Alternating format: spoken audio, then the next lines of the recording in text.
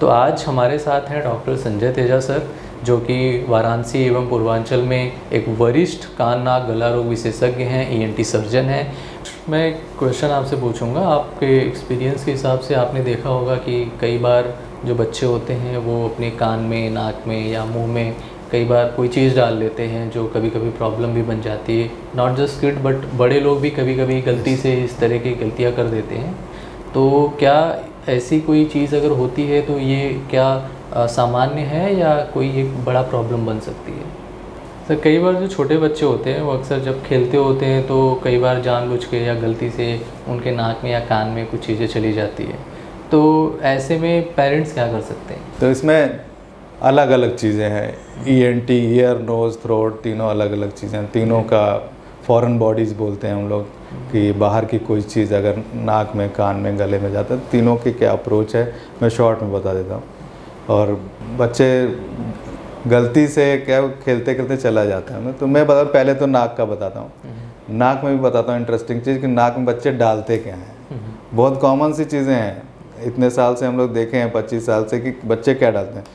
और कभी उनके हाथ में हो तो आप सतर्क हो जाओ। ये देखो भैया, ये चीज़ है। एक तो बैटरी बटन सेल, अब तो ज़्यादा नहीं चलता है, वो कैलकुलेटर्स में और घड़ी में लगता था पहले, अब तो चार्जेबल बैटरी आ गया। अभी भी है जो गोल वाले बटन सेल। अरे भाई, हम लोग परेशान है उसको निकालते निकालते। पहले बटन सेल अगर बच्चे के हाथ में, आप सतर्क हो जाओ।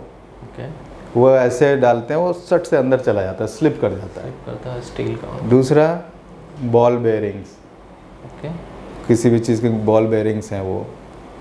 तीसरा आपका आता है मूंगफली का दाना। बच्चा अगर मूंगफली खा रहा है तो माँ बाप एकदम सतर्क रहें, देखते रहें उसको। मूंगफली, चना, ये सब चीज़ें, उनको पता नहीं क्या पैशन होता है, उसको डालते हैं। और फोम वाइट बॉल्स जो अपने तकिया और इस सब में फोम्स होते हैं ना, फोम होते हैं छोटे से। वो पता नहीं वो क्या करते हैं बच्चे, उसमें जब डालते हैं वो अंदर जाके फूल जाता है। तो पहले तो चिपका सा रहता है, वो सेलो टेप से पता नहीं क्या बच्चों को वो है, वो मोड़ के उसको डालते हैं। ये चीज़ें मतलब हम लोगों को इतना एक्सपीरियंस है कि हम लोग पता चल जाता है कि क्या है, फोम है कि रुई है। और ये मेन जब ये चीज़ें दिखे आपको कि बच्चा फोम से खेल रहा है, या चना और मूंगफली, अलग अलग एरिया में अलग अलग चीज़ें हैं, अलग अलग कंट्रीज़ में अलग अलग। इंडिया का आपने मूंगफली, चना, बॉल बेयरिंग्स, अच्छा है वो बैटरीज अब ज़्यादा नहीं यूज़ हो रही हैं, बटन सेल्स और सेलो टेप, कागज़, और ऐसे तो बहुत सारी चीज़ें कॉमनेस से जब पेशेंट के पेरेंट्स के लिए है कि अगर लगे तो। और इसमें विशाल मैं तुमको ये बताता हूँ कि आपको कभी कभी पता भी नहीं चलता है कि बच्चे ने डाला है।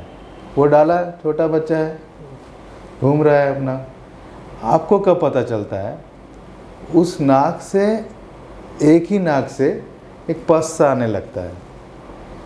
तो माँ बाप को पहले लगता है सर्दी जुकाम है, फिर वो कहते हैं एक नाक से क्यों आ रहा है, और वो स्मेल करने लगता है। तो बच्चों को जब स्मेल करता है, बच्चों को खिलाते रहते हैं घर में, तो लोग कहते हैं यार कोई भी बच्चे के मुंह से स्मेल आ रही है। वो लोग ये सोचते हैं बच्चे के मुंह से स्मेल आ रही है, फिर वो लोग लेके आते हैं कि सर इनके मुंह से स्मेल आ रही है। तो हम लोग का एक्सपीरियंस, हम लोग को तुरंत पता चलता है या तो कुछ टॉन्सिल वॉन्सिल का होगा। हम लोग नोज़ एग्जामिन करते हैं, देखते हैं कि एक तरफ से वो कुछ पस आ रहा है, पता चल जाता है कि इसमें फॉरेन बॉडी है। और that is very difficult to explain to the attendants कि बच्चे ने कुछ डाला। वो मानते ही नहीं, कह रहे नहीं सर ऐसा हो नहीं सकता। फिर हम लोग बताते हैं कि नहीं इसमें है कुछ, उनको दिखाना पड़ता है, क्योंकि वो नहीं चाहते कि उनके बच्चे के नाक में कोई चीज़ डाले या औजार डाले, तो वो उनको समझाना पड़ता है। जब वो हम लोग निकाल के उनके हाथ में, उनके सामने ही निकालते हैं, जिससे उनको भी विश्वास हो कि आपके उनके सामने ही निकालते हैं, वो एकदम चौंक जाते हैं कि ये क्या है। क्योंकि हो सकता है वो 6 महीने से पड़ा हो सकता है 2 साल से पड़ा हो, उनको पता ही नहीं। कभी अचानक से देख लिए डालते हुए तो अलग बात है। चीज़ ये भी एक है कि कभी कोई बच्चा अगर नाक में कुछ डाल रहा है, आपने देख लिया, आप निकालने की कोशिश मत करो। वो देखने में ऐसे लगे कि यार ये ऊपर ही तो है। आपको नाक की एनाटॉमी नहीं मालूम है, आपको नहीं मालूम अंदर स्ट्रक्चर क्या है। सबको ये मालूम होता है कि ये नाक है, ये नली है, ये ऐसे ऊपर जा रही है, बट ऐसा नहीं है। वो नाक ऐसे है, छेद यहाँ है, लेकिन पूरा ऐसे जा रही है नाक पीछे तक। मेरे पास होगा पिक्चर में दिखाता हूँ इसमें। जैसे है ना ये नोज़, हम लोग क्या सोचेंगे कि ये नाक का छेद है, ऐसे दिख रहा है ऐसे, बच्चे ने यहीं तो कुछ डाला है, लेकिन इसके पीछे पूरा स्पेस है जो कि नीचे गले में जा रहा है। As soon as you try to remove it from front, जैसे ही आप इसको निकालने की कोशिश करते हैं वो स्लिप कर जाता है पीछे, आपको दिखना ही नहीं लगेगा। ये टर्मिनेट्स वगैरह इसके पीछे चला जाएगा।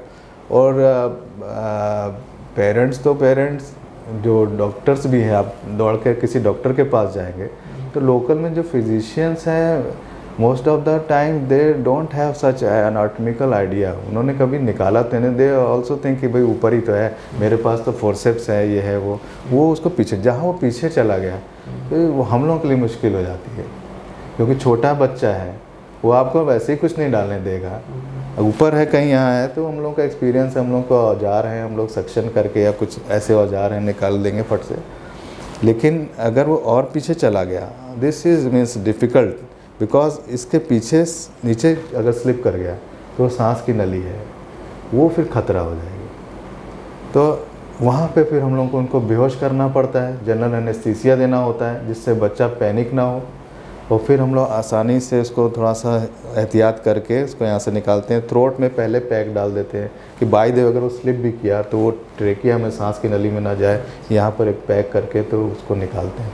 तो वो चीज़ सिंपल भी है, लेकिन दिक्कत तब आती है जब कोई लोकल डॉक्टर या घर में लोग कोशिश करने लगते हैं उसको निकालने की। तो कभी भी उसको अपने से निकालने की कोशिश नहीं, चाहे कितना ही ऊपर हो, क्या होगा या 500-600 रुपये फीस दे दोगे ना, लेकिन आप 10,000 से बच जाओगे, बच्चे की लाइफ से बच जाओगे। तो कभी निकालने की कोशिश मत करिए कि इसके इतना पास में। तो ये तो नाक का था। दूसरा चीज़ कान का है कि इसमें ट्रीटमेंट भी हम लोगों ने बता ही दिया मोटा मोटा कि हम लोग क्या करते हैं, आप क्या करें ना करें। कान में तो बच्चे बड़े फॉन्ड ऑफ होते हैं उसके, जो साड़ियों के ऊपर नग वग लगे रहते हैं ना, और जेवल से क्या स्टोन्स होते हैं, वो पता नहीं क्यों उसमें डालते हैं वो लोग। और उसके साथ उसमें ज़्यादा ये दान मटर उटर ये वो ज़्यादा नहीं, थोड़ा बहुत डालते हैं। बॉल बेरिंग्स डालते हैं क्योंकि वो स्लिप हो जाती है। और बाकी कुछ भी डाल सकते हैं, पिन डाल सकते हैं, माचिस की तीली डाल सकते हैं। पेरेंट्स को देख रहे हैं साफ़ करते हुए, वो भी वैसे ऐसे करने लगते हैं। कान में तो बड़े लोग भी बहुत कुछ डालते हैं, पिन्स, ऑल पिन और पेन के सिक्के टूटे हुए, पेंसिल के, और आपकी माचिस की तीली, बहुत कुछ पता नहीं क्या क्या करते रहते हैं लोग उसमें डाल के। और वो भी वही गलती करते हैं, जब जाता है अंदर, चाहे बच्चे के चाहे कुछ, वो भी ऊपर ही दिखता है, टॉर्च लेके लग जाएंगे उसको निकालने।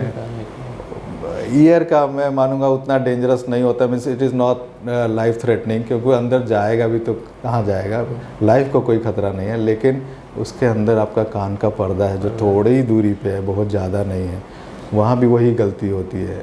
दिखता है टॉर्च से ऊपर है, डाले, पीछे चला गया, कोई बात नहीं, ईएनटी सर्जन के पास गए, उन्होंने निकाल दिया। लेकिन अगर ज़्यादा पीछे गया तो आपका ईयर ड्रम पर्दा फट जाएगा, वो फिर आपका बाद में ऑपरेशन कराना पड़ सकता है। तो दोनों चीज़ों में, नोज़ और ईयर में, अपने से निकालने की कोशिश ना करें, लोकल प्रैक्टिशनर के पास ना जाएं। थोड़ा टाइम लगेगा, लेकिन अगर नाक में भी है चाहे कान में भी है तो घबराने की कोई बात नहीं। आप एक दिन बाद भी जा रहे हो तो कोई ऐसा नहीं, आप ईएनटी सर्जन के पास जाइए। शहर में तो बताया मेरे सब मिल जाएंगे, गांव में थोड़ी प्रॉब्लम होती है और वहीं पे प्रॉब्लम ज़्यादा होती है। तो यहाँ आएंगे, जैसे मान लीजिए हम लोगों के पास ईएनटी सर्जन के पास आता है तो हम लोग देखते हैं एक्चुअली है क्या चीज़।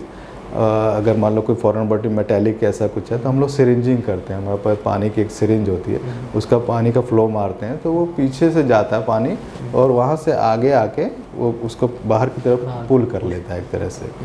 तो सिरिंजिंग से हो जाता है। सक्शन मशीन्स होती हैं हम लोगों के पास।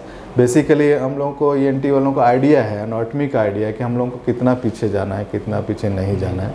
तो औजार तो बहुत है, उसे निकाल लेते हैं। अब सबसे डेंजरस पार्ट है गले का। गले में कोई चीज़ जाती है तो वो लाइफ थ्रेटनिंग है। सिंपली अगर बच्चा कुछ खा रहा है, अधिकतर बीज उज चले जाते हैं और इन सब चीज़ों से बीज और ये चना दाल, ये जो मोटे मोटे पीसेस हैं, आपके मूंगफली का दाना, और हाँ सबसे ज़रूरी सिक्का। बच्चे के हाथ में सिक्का मत दीजिए, कभी मत दीजिए। अगर बच्चे को दिख जाए, अपना बच्चा नहीं किसी और का भी बच्चा है, तो भैया उसको बोले भैया सिक्का मत दो, उसको नोट दे दो, सिक्का मत दो, क्योंकि सिक्का बहुत ज़्यादा आसानी से अंदर स्लिप करता है। बच्चे मुंह में डाल लेते हैं, छोटे बच्चे हैं, और वो अंदर चला जाता है, वो बहुत डेंजरस होता है। अब अलार्मिंग साइन बता दे रहा हूँ, जब भी गले में कुछ जाता है, अगर वो स्वॉलो कर गया और उसको सांस में कोई प्रॉब्लम नहीं है तो चिंता की कोई बात नहीं है। कोई बात नहीं है। अगर बहुत सारी चीज़ें जो स्लिपरी चीज़ें हैं वो तो अंदर चली जाती है। सिक्का भी अंदर चला जाता है अगर वो छोटे साइज़ का है, लेकिन अगर बड़े साइज़ का है बच्चे की एज के हिसाब से, तो आके यहाँ पर अटक जाता है। और एक्सरे कराएंगे तो पता चल जा रहा है कि कहाँ पर है, वो ईज़िली निकाला जा सकता है, उसमें पैनिक होने की ज़रूरत नहीं।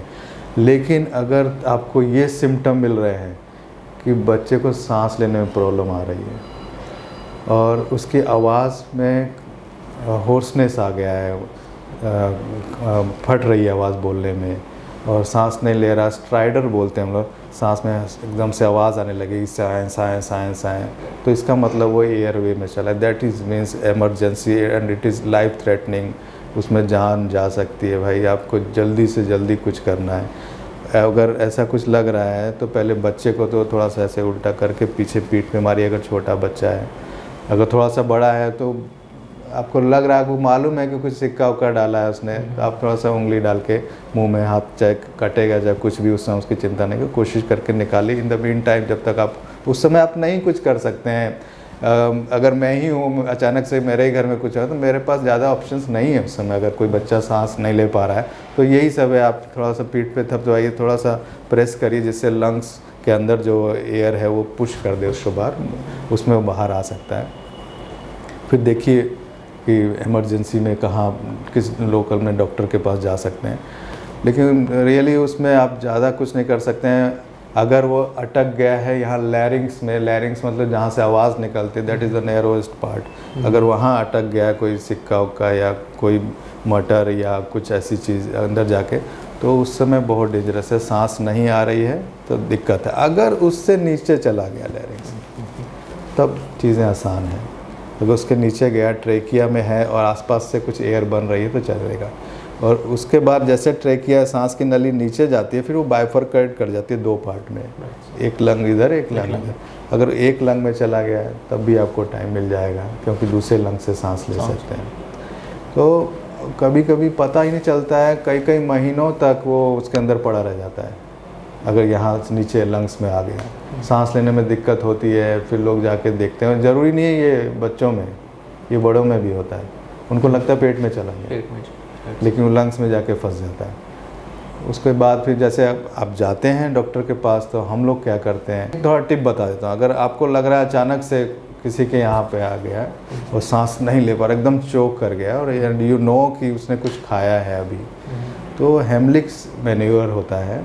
उसमें क्या करते हैं कि जो भी पेशेंट है, पेशेंट ही बोलेंगे इस समय, उसके आप पीछे जाइए, उसके इस हिस्से में जाके ऐसे बताऊँ थोड़ा सा, ऐसे है ना, तो आप यहाँ जाओ, यहाँ पे जाओ, लंग्स के नीचे वाले इस पोर्शन, यहाँ पे जहाँ एंड होता है, यहाँ पे आप जाके उसको 4 बार जोर से दबाइए।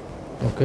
तो उसमें क्या होगा, जितना प्रेशर दे सकते हैं आप, एक छोड़ के जोर से ऐसे दबाएंगे, तो जो रेजिडुअल एयर होगी अंदर, यहाँ तो चोक कर गया, जितना रेजिडुअल जो अंदर लंग्स में कुछ हवा होगी, उसके प्रेशर से वो बाहर आ जाएगा, तो झटका लगेगा। हाँ, और ये बहुत यूज़फुल है।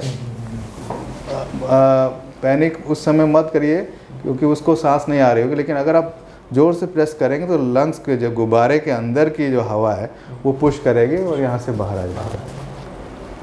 और हेमलिक्स मैन्यूवर बहुत लोगों की लाइफ बचाता है, लेकिन उस समय लोगों का दिमाग नहीं काम करता। कई बार लोगों को इसके बारे में पता भी नहीं होता है कि ये चीज़ करनी चाहिए। तो ये तो मुझे लग रहा है जैसे कि CPR सबको आना चाहिए, उसी टाइप से हेमलिक्स मैन्यूवर भी सबको आना चाहिए।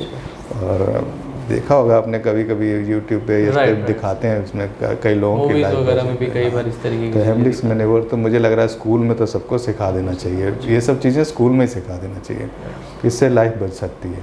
उसके बाद जब पेशेंट हम लोगों के पास आता है इमरजेंसी में, अगर लगा यहाँ है तो इमीडिएट और हम लोग ट्रेक्योस्टमी करते हैं। ट्रेक्योस्टमी क्या होता है कि जहाँ लैरिंग्स है, जहाँ सांस की नली जहाँ अटक गया, उसके नीचे सांस की जो ट्रेकी है जहाँ से नली है, वहाँ एक होल कर देते हैं। होल करके उसमें एक पाइप डाल देते हैं और सांस यहाँ से आने लगती है। ऊपर अटका हुआ है, we can remove it later on, कोई ऐसी इमरजेंसी नहीं है फिर, लेकिन जब यहाँ से निकल गया तो यहाँ सांस आने लगी, पेशेंट कंफर्टेबल, उसकी लाइफ बच गई। और जैसे अब एक्सपर्ट्स हैं जो हम लोग, जैसे लोग कुछ नहीं मिलता है बाय द वे, तो यहाँ पर एक क्रिकोफेरिंग्स के बीच में यहाँ पर थोड़ी सी स्पेस होती है, तो वाइड बोर नीडल होती है, जो कोई मोटी नीडल मिल जाए तो उसको हम लोग उस जगह को जानते हैं, उसमें पियर्स कर देते हैं। तो इमरजेंसी मान लीजिए आप फ्लाइट में ही हैं, ट्रेन में हैं, कहीं से कोई ऐसी चीज़ मिल गई तो एक्सपर्ट लोग तो कर देंगे, थोड़ा सा वहाँ कट बना देंगे, कट नहीं, उसको बस यहीं पर देख के ऐसे फील करके, हम लोग को आइडिया है, फील करके वहीं पर ऐसे प्रेस कर देंगे, अंदर चला जाता है, तो वहाँ से सांस आने लगती है, आपको टाइम मिल जाता है। लेकिन उसमें भी यही है कि you have to be sure कि हाँ यही है, आप तो कर दे रहे हैं अपनी तरफ से, पता चल रहा है उसको कुछ और हो गया तो बाद में एक बड़ा और प्रॉब्लम। हाँ, तो लेकिन हाँ ये किया जाता है इमरजेंसी में। उसके बाद अगर नीचे चला गया है तो फिर हम लोग रिजिड ब्रोंकोस्कोपी करते हैं। ब्रोंकोस्कोप होता है हम लोगों के पास, उसको पेशेंट को ब्रोंकोस्कोप डाल के उसके बाद उसको फॉरेन बॉडी को हम लोग निकाल लेते हैं। उसके अभी अंदर चला गया ब्रोंकस में, तो फिर वो पल्मोनोलॉजिस्ट जो लंग्स के लोग हैं, सांस के वो उसको निकालते हैं।